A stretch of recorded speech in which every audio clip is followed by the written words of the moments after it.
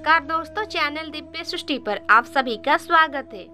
जी हाँ दोस्तों, आज की इस नई वीडियो में प्रभु श्री नारायण जी की एक भक्ति भरा प्रेरक प्रसंग के बारे में हम जानेंगे। और उससे पहले मैं आप सभी को एक सवाल पूछना चाहती हूँ। क्या आप जानते हैं प्रभु श्री नारायण जी की सबसे बड़ा भक्त कौन है? अगर आप नहीं जानते हैं और जानना चाहते हैं तो इस कहानी को अंत तक अवश्य सुने। तो चलिए दोस्तों, बिना देर किए आज की इस भक्ति भरा कहानी को शुरू करते हैं। देवर्षि नारद जी जो हर समय विष्णु के साधना में लगे रहते हैं और उनके मुख से हर वक्त नारायण नारायण का जाप निकलता ही रहता है। नारद जी को एक दिन अपनी भक्ति पर बड़ा ही घमंड हो गया। उन्होंने भगवान विष्णु यानी कि नारायण से एक दिन निवेदन किया कि हे प्रभु, इस संसार में मेरे जैसा कोई भक्त नहीं होगा आपका। इस बात पर भगवान नारायण ने कहा कि ऐसा नहीं है देवर्षि नारद, आपसे भी कोई बड़ा भक्त है मेरा जो धरती लोक पे रहता है और उसका नाम बिरजू है। नारद जी को इस बात पर बहुत गुस्सा आया। वो सोचने लगे कि ऐसा कैसे हो सकता है, इसका जरूर पता लगाना पड़ेगा। और वो स्वयं धरती लोक में जाकर इस बात का पता लगाने के लिए मन बना लिए। जब नारद जी धरती लोक में जाकर देखा तो वो आश्चर्यचकित रह गए। बिरजू एक साधारण सा किसान था जो सुबह जल्दी उठता और वो बिना नहाए धोए बासी मुंह में ही 9-10 बार नारायण नारायण का जाप करता और फिर अपने बैलों को लेकर खेत चला जाता। खेत में हल चलाते चलाते मन करता तो नारायण का एकाक भजन गुनगुना लेता।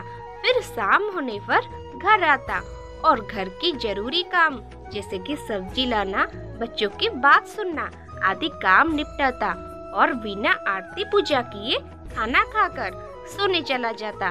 सोने से पहले एक बार नारायण का नाम अवश्य ले लेता। अब नारद जी का सोच इधर उधर होने लगा। वो सोचने लगे कि हो ना हो ये रात में उठकर कोई विशेष प्रकार की पूजा अर्चना करता होगा, तभी तो नारायण भगवान इससे अपना सबसे बड़ा भक्त मानते हैं। अब इस चीज का पता लगाने के चक्कर में नारद जी वही रात भर खड़े रहे, परंतु बिरजू तो रात में उठा ही नहीं। वो सीधे सुबह उठा और अपनी दिनचर्या के हिसाब से काम में लग गया। नारद जी सोचने लगे कि आज नहीं तो कल सही, पर जानकर ही रहूंगा कि आखिर ये किसान बिरजू कौन सी विशेष पूजा अर्चना करता है। इस सोच में नारद जी वहाँ थोड़े दिन रहकर पता करने लगे, पर बिरजू की दिनचर्या में कोई परिवर्तन नहीं हुआ। अंत में थक हार कर गुस्से से तिल मिलाए नारद जी सीधा विष्णु जी के पास पहुँचे और विष्णु जी से बोले कि हे प्रभु, आपने तो मेरा अपमान ही कर डाला। कहाँ वो अनपढ़ किसान जो नहाता तक नहीं, बासी मुंह से आपका नाम लेता और आपकी पूजा अर्चना भी नहीं करता, उससे आप अपना सबसे बड़ा भक्त कहते हैं।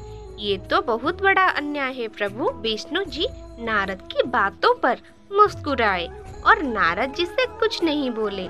कुछ दिन बाद विष्णु जी ने नारद जी को एक बड़ा सा कटोरा दिया जो पूरा तेल से भरा हुआ था और नारद जी से बोले कि इस घड़े से एक भी बूंद का तेल गिराए बिना पूरे ब्रह्मांड का एक चक्कर लगा कर आओ और ध्यान रहे कि तेल का एक भी बूंद नहीं गिरना चाहिए। नारद जी बेचारे क्या करते तो तैयार हो गए।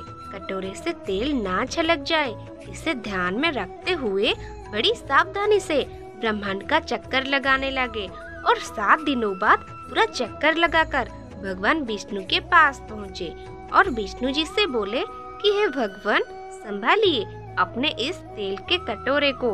मैंने इसे इतनी सावधानी से लिया है कि इसमें से तेल का एक बूंद भी नहीं गिरा है। विष्णु जी बोले, ये तो बहुत अच्छी बात है, पर मुझे ये बताइए कि इन 7 दिनों में आपने कितनी बार मेरा नाम लिया। नारद जी बोले, प्रभु, मैं आपका नाम लूं या इस तेल के कटोरे पे ध्यान दूं, मेरा पूरा ध्यान इस बात पे था कि कहीं तेल का एक बूंद भी ना गिर जाए। इसीलिए मुझे इन 7 दिनों में एक बार भी आपके नाम लेने का मौका ही नहीं मिला। नारद जी की इस बात पर भगवान विष्णु ने बोले, बिरजू किसान तो गृहस्थ जीवन के सारे कार्य करता है। उसे पूरा दिन हजारों काम करने होते हैं, 50 तनाव से गुजरता है, फिर भी वो दिन में कम से कम एक बार मेरा नाम लेता है। और हे नारद, तुम्हारे हाथ में तो केवल एक तेल का कटोरा ही था और तुम मेरा नाम लेना ही भूल गए। अब तुम ही निर्णय करो कि सबसे बड़ा भक्त कौन है। तो दोस्तों, इस भक्तिमय प्रेरक प्रसंग की इस कहानी का तात्पर्य तो आप समझ ही गए होंगे। ठीक इसी प्रकार हाल हमारे जीवन में भी है। हजारों मुश्किलों को झेलते हुए भी जो अपने लक्ष्य पे डटा रहता है, उससे बड़ा कौन हो सकता है। तो दोस्तों, आज के लिए बस इतना ही है। अगर आज की इस भक्ति भरा कहानी आपको पसंद आए तो प्लीज इसे लाइक करना और साथ ही इस कहानी से आपको कुछ सीखने के लिए मिली है तो नीचे कमेंट बॉक्स में हमारे साथ जरूर शेयर करना। और ऐसे ही भक्ति भरा कहानियाँ सुनने के लिए हमारी चैनल दिव्य सृष्टि को सब्सक्राइब करना, साथ ही बेल आइकन को प्रेस करना ताकि अगली वीडियो की नोटिफिकेशन सबसे पहले आप तक पहुँचे।